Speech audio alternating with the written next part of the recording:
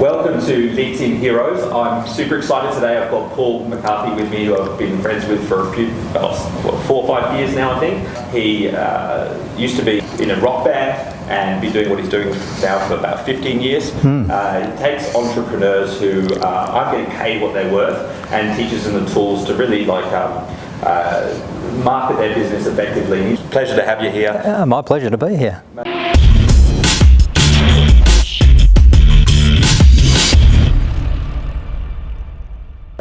For those that are watching that may not have come across the Marketers Club or yourself before, would you mind just giving us an introduction to when you got started in business and a little bit about that story? Yeah, sure. Well, I mean, as you said, I was a muso, and I got sick of being poor, really. So I sort of stumbled, if you like, into this world because the journey of being a musician, I did a lot of sales, marketing style roles, and of course I was promoting a band and doing all those sort of things.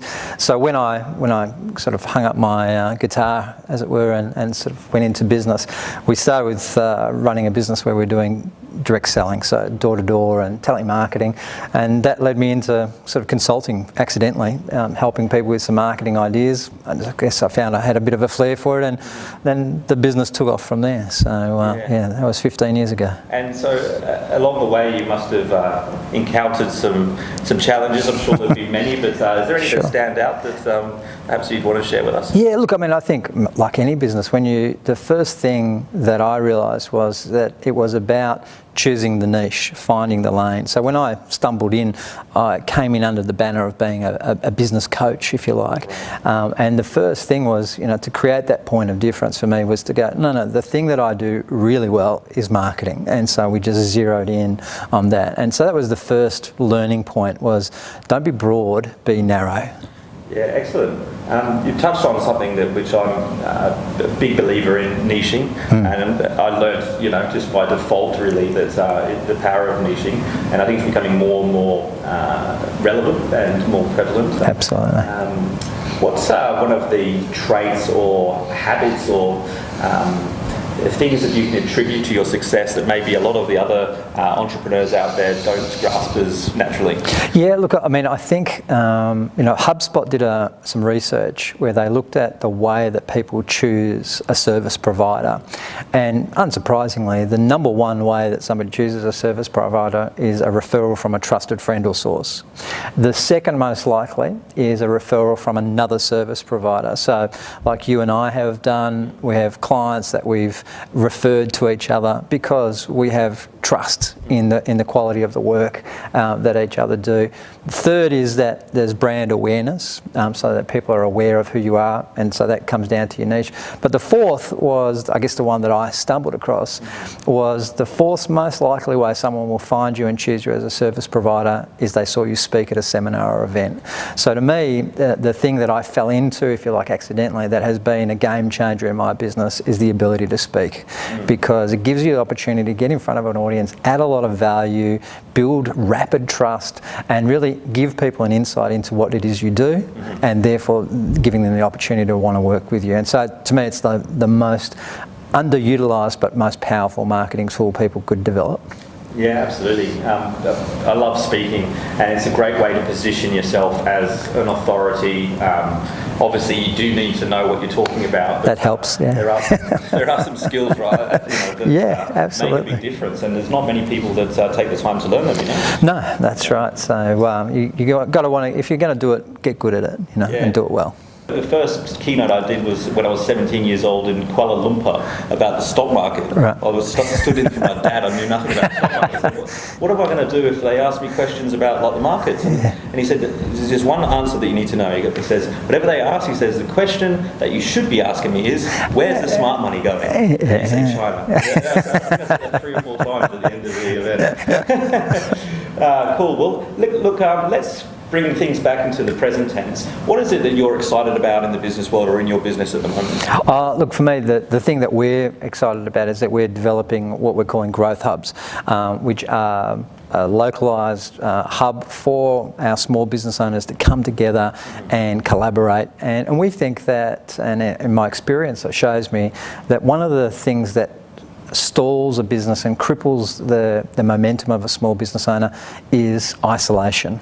Entrepreneurs need entrepreneurs, and they don't need just any. They need people who really get them, are on the same page, they're all driven, and they're pushing each other along. It just, you know, the rising tide lifts all ships. So the Growth Hub strategy is they're delivered by our members, they're hosted by members, and we're just, you know, opening them up all over the place at the moment. Just and that's very exciting. It's just exciting because our whole proposition is, and my goal has always been, change the world one entrepreneur at a time, and so this is about sharing insights with people, making a difference, and then they can build really successful businesses, creates employment, and for us, you know, the philanthropic side of doing some work in the third world where we can affect third world entrepreneurs is the stuff that really juices me up. Wow. Yeah, you're doing, like, you're growing a huge rate at the moment. Like, these growth hubs are popping up all over the country, aren't they? Yeah, so we've got members saying, yep, I want to start one, let me start one, so we're excited. It's a need that you're filling, because like you say, you know, entrepreneurs do get isolated, and the problem is you can solve isolation by mixing with other entrepreneurs who, you know, are also struggling and not successful, and they're not actually on a path, you know, with momentum. So to be able to bring them together in an environment which is productive and they're all moving forward, it just can really, like, transform an entrepreneur's results, and you know, make them seem, they just make them be so much more positive about the whole thing, rather than you know, getting themselves down because things might not be going the way they want initially. Yeah, absolutely. I mean, for us, it's really about people need to create space to work on their business, and so the Growth Hub is not a network. It's not about networking, it's about business growth and development ideas, strategy, and because I think that the networking component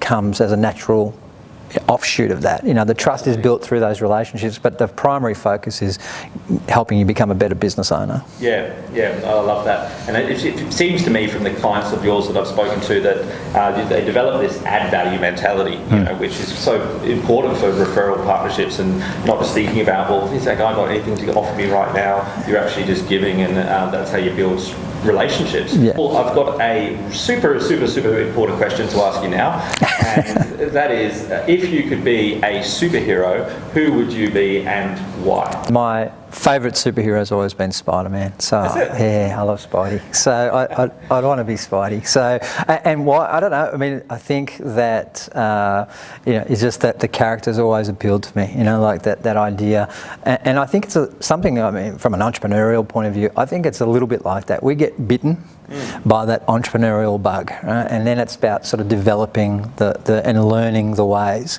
of how we become really powerful at what we do. And so it's about that journey, I think. Yeah, awesome. I love that.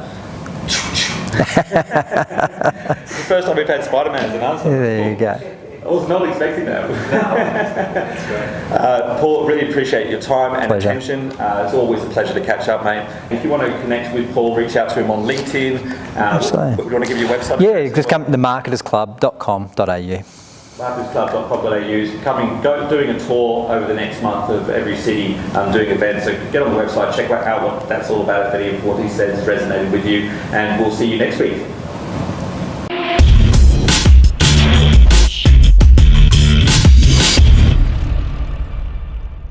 Hey, what's up? I hope you've been enjoying LinkedIn Heroes. I wanted to just drop in at the end of the video and say that we're actually actively looking for guests to be on LinkedIn Heroes. So if you run a business, or you're, you know, in a position of leadership and you're making an impact, you'd like to be on the show, or you can think of somebody that you'd like to nominate to be on the show, please tag them in the comments below. We'll see you next week on LinkedIn Heroes.